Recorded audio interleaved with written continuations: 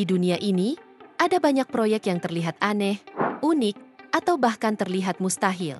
Namun di balik keunikan tersebut, ternyata tersimpan tujuan mulia yang bertujuan untuk menjaga lingkungan, melindungi sumber daya alam, atau bahkan menyelamatkan manusia dari ancaman penyakit.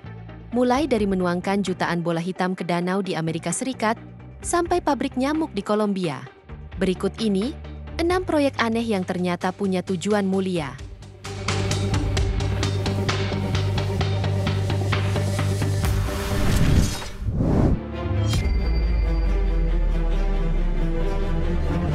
Pada tahun 2015, pemerintah Los Angeles menuangkan 96 juta bola hitam ke danau penampungan airnya. Bola-bola ini dimuat dalam kontainer besar yang kemudian dituangkan di waduk serta tempat penampungan air.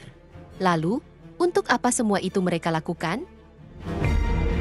Jadi nih gengs, bola-bola ini dikenal sebagai shade balls yang terbuat dari plastik HDPE atau High Density Polyethylene dan dirancang untuk mengapung di permukaan air.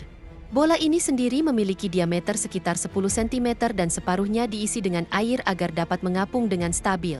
Awalnya, bola ini digunakan untuk mencegah burung mendarat di kolam atau danau yang tercemar, namun kemudian dikembangkan untuk tujuan konservasi air. Fungsi utama shade balls adalah untuk mengurangi penguapan air. Dengan menutupi permukaan air, bola-bola ini menghalangi paparan sinar matahari langsung, sehingga penguapan air dapat dikurangi secara signifikan.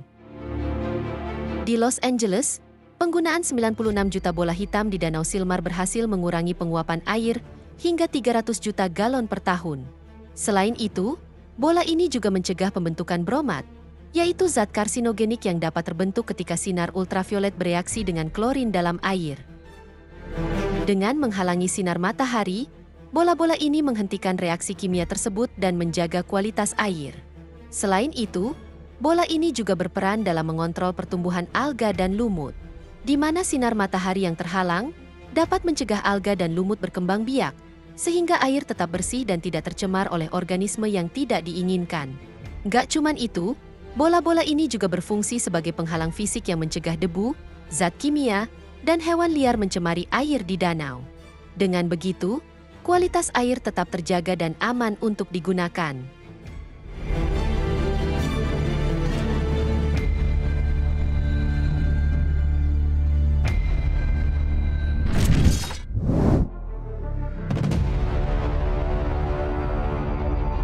Tahu nggak sih, gengs?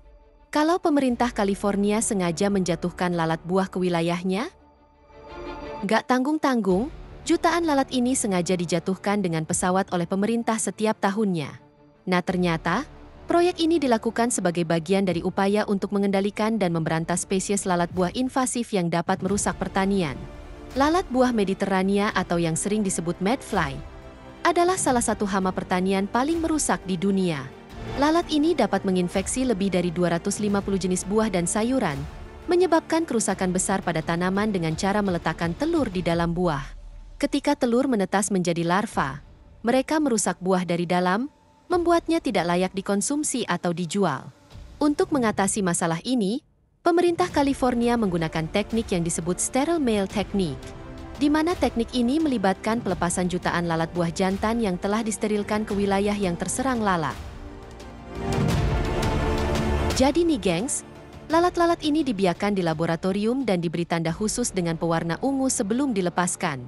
Ketika lalat jantan steril ini kawin dengan lalat betina liar, telur yang dihasilkan tidak akan menetas, sehingga populasi lalat buah dapat dikurangi secara signifikan dalam beberapa siklus hidup. California sendiri adalah salah satu produsen pertanian terbesar di Amerika Serikat, dengan industri yang bernilai miliaran dolar. Jika populasi lalat buah invasif tidak dikendalikan, hal ini dapat menyebabkan kerugian ekonomi yang besar, termasuk gagal panen, kebangkrutan petani, dan kerusakan pada industri pengemasan buah. Program pelepasan lalat steril ini sendiri sudah digunakan sejak tahun 1996 dan terbukti efektif dalam mengendalikan populasi lalat buah.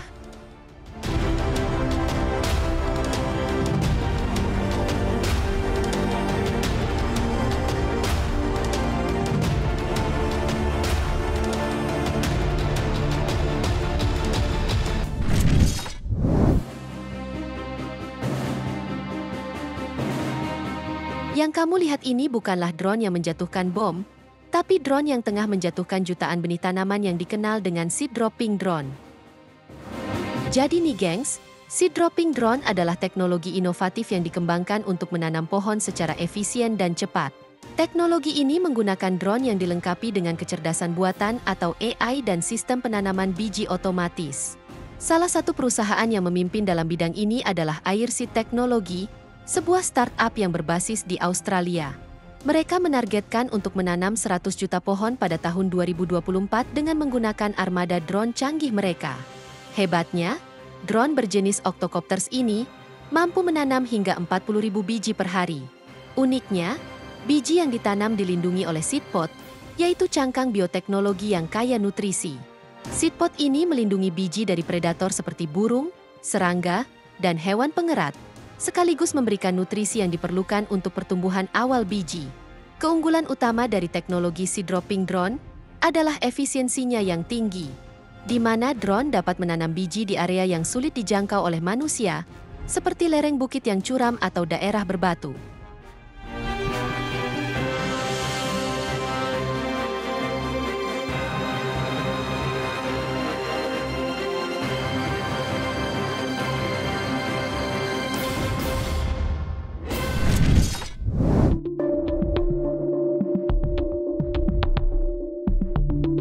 Yang kamu lihat ini bukanlah drone yang sedang mengirimkan paket, tapi drone yang berisi ribuan nyamuk dan disebarkan di Kolombia. Jadi nih gengs, di Kolombia, tepatnya di kota Medellin, terdapat fasilitas produksi nyamuk terbesar di dunia. Gak tanggung-tanggung, pabrik ini menghasilkan sekitar 30 juta nyamuk Aedes aegypti setiap minggu yang telah dimodifikasi dengan bakteri Wolbachia. Nyamuk ini sendiri dirancang untuk memerangi penyakit yang ditularkan oleh nyamuk, seperti demam berdarah, Zika, chikungunya, dan demam kuning. Proses produksi nyamuk dimulai dengan pembiakan nyamuk Aedes aegypti di laboratorium dengan kondisi terkontrol. Mereka diberi makanan seperti tepung ikan, gula, dan darah untuk memastikan pertumbuhan optimal.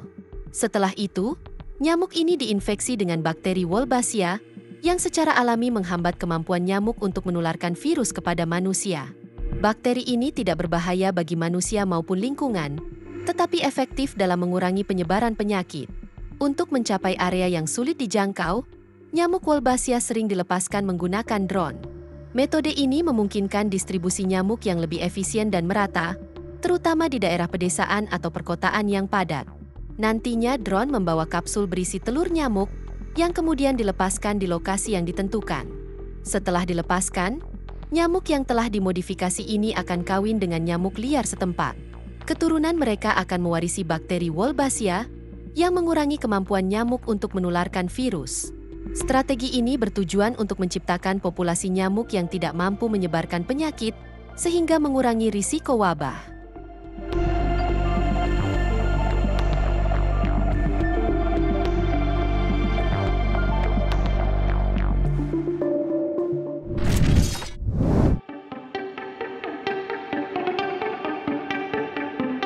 Tahu nggak sih gengs, kalau setiap tahun di kota Chicago, sungai di sana diubah warnanya menjadi hijau?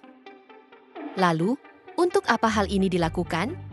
Jadi nih gengs, setiap tanggal 17 Maret, sungai di sana sengaja diwarnai menjadi hijau untuk merayakan Hari Santo Patrick, di mana sungai akan diwarnai dengan menggunakan bahan pewarna nabati yang aman untuk lingkungan. Biasanya, sekitar 20-40 pon bubuk pewarna hijau disebarkan ke sungai menggunakan perahu khusus yang disebut perahu pewarna. Pewarna ini dirancang untuk tidak merusak ekosistem sungai dan akan larut sepenuhnya dalam beberapa jam. 2 perahu motor digunakan untuk menyebarkan dan mengaduk pewarna ke dalam air, sehingga warna hijau menyebar secara merata di sepanjang sungai. Warna hijau yang dihasilkan dapat bertahan selama beberapa jam hingga 24 jam, tergantung pada kondisi air dan cuaca.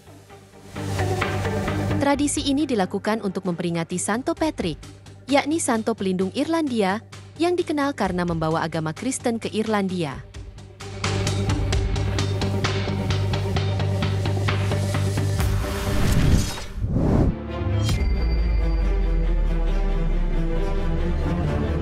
Di Utah, Amerika Serikat, ada proyek yang terbilang unik, di mana ribuan ikan sengaja dibuang dari pesawat ke danau-danau terpencil di sana. Jadi nih gengs, agen satwa liar Utah sengaja menggunakan pesawat untuk mengisi kembali danau-danau terpencil dengan ikan, di mana metode ini dikenal sebagai aerial fish stocking atau penebaran ikan dari udara. Metode ini sendiri telah digunakan sejak tahun 1956 dan bertujuan untuk memastikan populasi ikan di danau-danau pegunungan yang sulit dijangkau oleh kendaraan darat.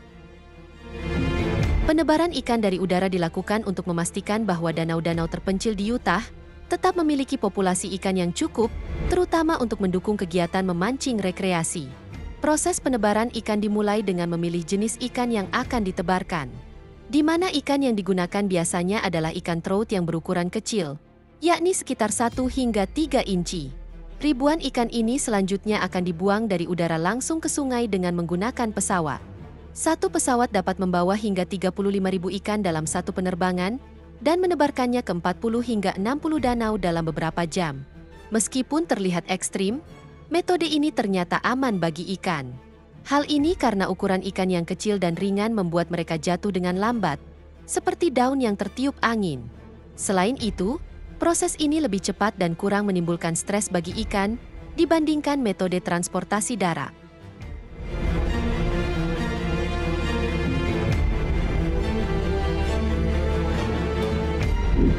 Itu dia, 6 proyek aneh yang ternyata punya tujuan mulia. Semoga informasi ini bermanfaat, dan sampai jumpa di video menarik kita selanjutnya.